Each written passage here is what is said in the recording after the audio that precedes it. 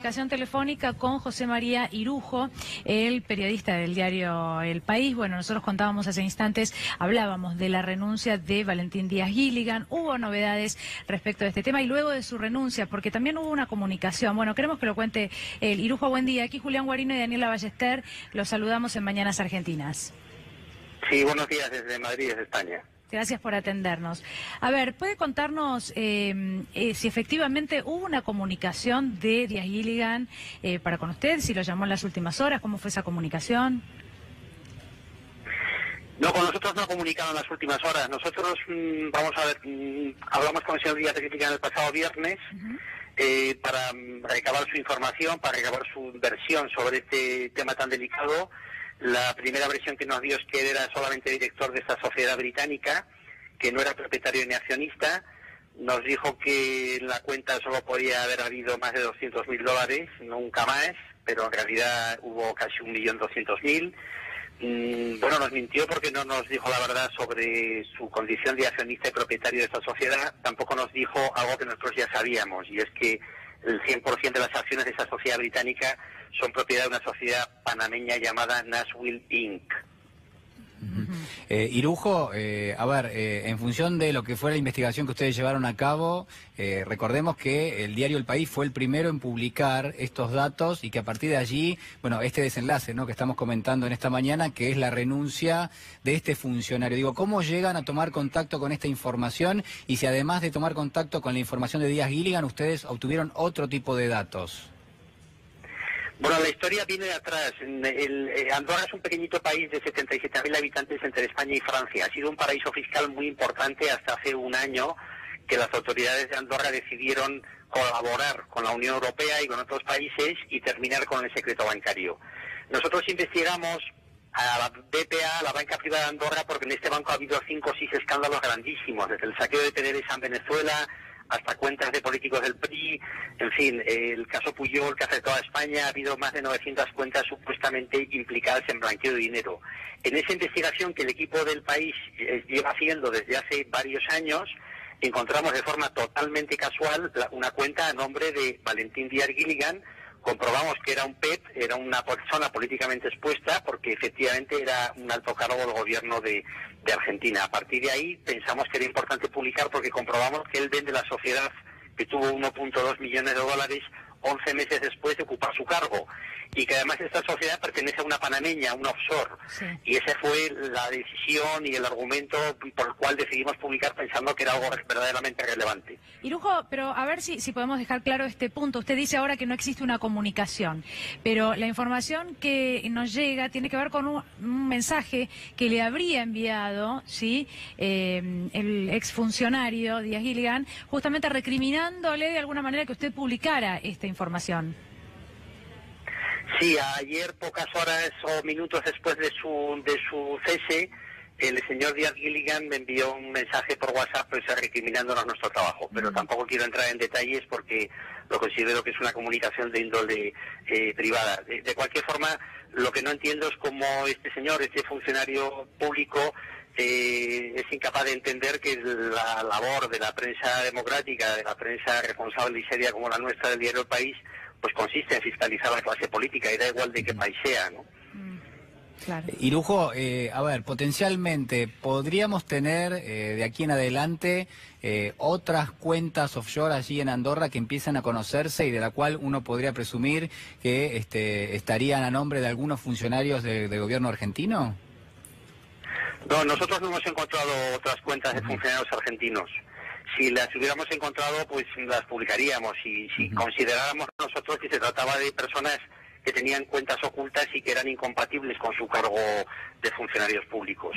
Por lo menos hasta el momento la única información que teníamos con detalle y relevante es la que publicamos el pasado viernes.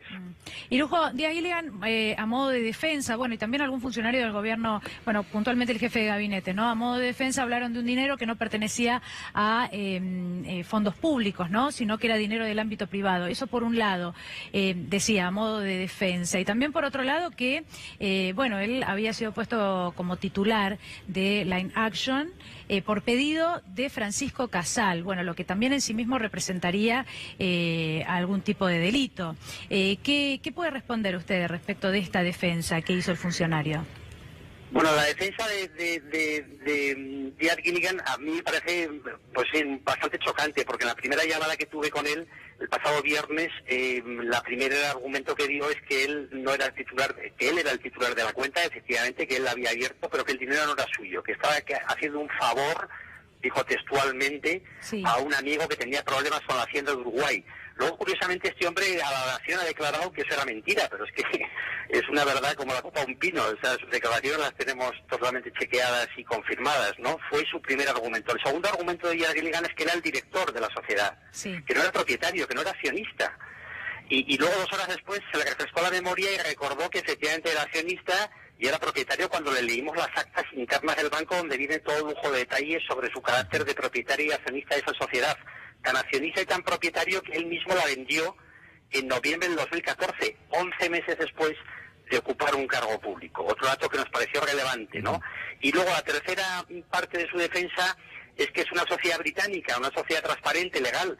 Pero claro, lo que no cuenta Díaz Gilligan, que nosotros sabemos porque lo hemos chequeado en el Community House, que es el registro de sociedades del Reino Unido, que es público, es que el 100% de las acciones de Line Action, es decir, el 100% de las acciones de la sociedad que era propiedad del señor Díaz Gilligan durante ese periodo para hacer un favor a un amigo, según cuenta él, es propiedad de una sociedad panameña, offshore 100%. Ajá. Y Lujo, ¿esta sociedad panameña a nombre de quién está? Esta sociedad panameña se llama Nashville Inc.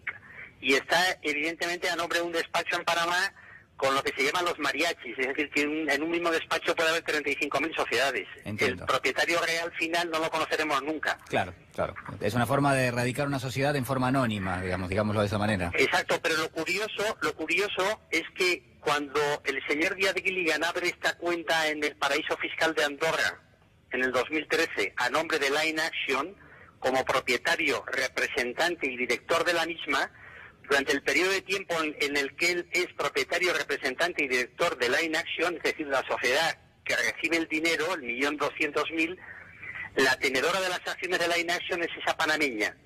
Pero en el momento en que la vende, en noviembre del 2014, cuando él vende la sociedad a su amigo Francisco Casal, porque dice que considera que no es compatible con su cargo público, aunque han pasado 11 meses, sí, y se deshace de ella, en ese momento ya desaparece la panameña y es Francisco Casal el único propietario del dinero y de la sociedad. Quiere decir que en algún momento... Ellos sabrán claro, por qué hubo estos cambios. Nosotros los ignoramos. Quiere decir que tendría que haberse registrado algún tipo de venta entre la sociedad panameña y Francisco Casal para que él sea el titular que figure justamente a la hora de desprenderse en el año 2014. Es decir, hay una operación más que todavía no se conoce, pero que en principio tuvo que haberse producido.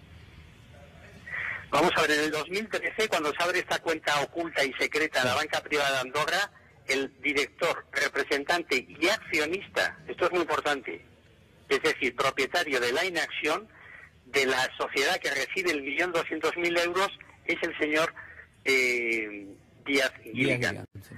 Cuando él vende la sociedad, el nuevo propietario es el señor Francisco Casal, pero durante el periodo en el que la sociedad está en las manos, administración y propiedad de Díaz Gilligan, el 100% de la sociedad, el 100% de las acciones son propiedad de una sociedad panameña, de una offshore. Por eso Díaz Gilligan miente o falta la verdad cuando dice que su sociedad era británica. Sí, claro que era británica, pero usted lo que no cuenta es que el 100% de su sociedad británica está en manos de una panameña offshore cuyo dueño es desconocido.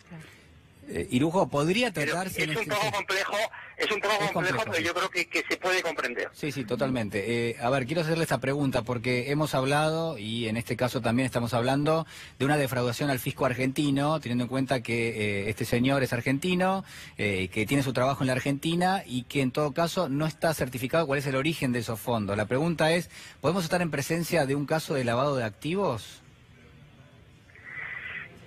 Nosotros no tenemos ninguna prueba de que haya habido blanqueo de capitales. Nosotros hemos publicado esta historia y de hecho esta historia no está judicializada, es decir, no hay una causa judicial, no hay una investigación policial ni judicial sobre esta cuenta. Nosotros en el mare magnum de información que tenemos sobre cuentas sospechosas que se abrieron en la BPA, en este pequeñito banco, que representaba el 25% de la actividad financiera del Principado de Andorra, del país, y que las autoridades de Andorra cerraron por blanqueo de capitales cuando les alertaban las autoridades norteamericanas de que en ese banco la mafia rusa, la mafia china, en fin, los Puyol, PDVSA, y había un montón de casos realmente muy graves. Las autoridades de Andorra cierran el banco. En esa investigación de pronto nosotros encontramos que hay una cuenta a nombre de un funcionario público de Argentina y la miramos sin ningún tipo de predeterminación de ninguna clase, pensando a ver si ahí detrás puede haber una historia. Efectivamente pensamos que la hubo y que la hay, pues porque este señor no declaró ni la existencia de la cuenta ni del dinero, ni la hizo pública en su declaración de bienes, continuó con ella cuando ocupaba el cargo durante 11 meses y además no nos cuenta quién estaba detrás de Line Action. Él lo sabrá probablemente. Irujo, muchísimas gracias por este contacto con nosotros, ha sido muy claro. A ustedes un saludo desde Madrid, desde España. Gracias. Bueno, importantes los conceptos, ¿no? Sí, claro. Del periodista, y varios elementos que se van agregando. Por ejemplo, esto, que recién a fines del año 2014 es cuando, en este caso, Díaz Gilligan se desprende de la compañía. En realidad, la titularidad era ya, en ese momento, de Casal, ¿no? Y que pasaron 11 meses, ¿no? Sí. Uno podía pensar que, bueno, el periodo de tiempo hasta que se deshiciera la sociedad o lo que Sí. fuera, se realizara la venta, podía ser menor.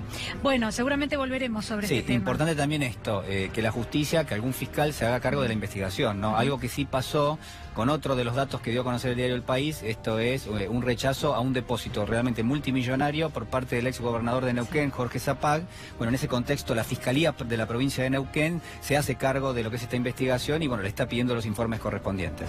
Bueno, decía, volveremos sobre este tema, pero ahora, momento.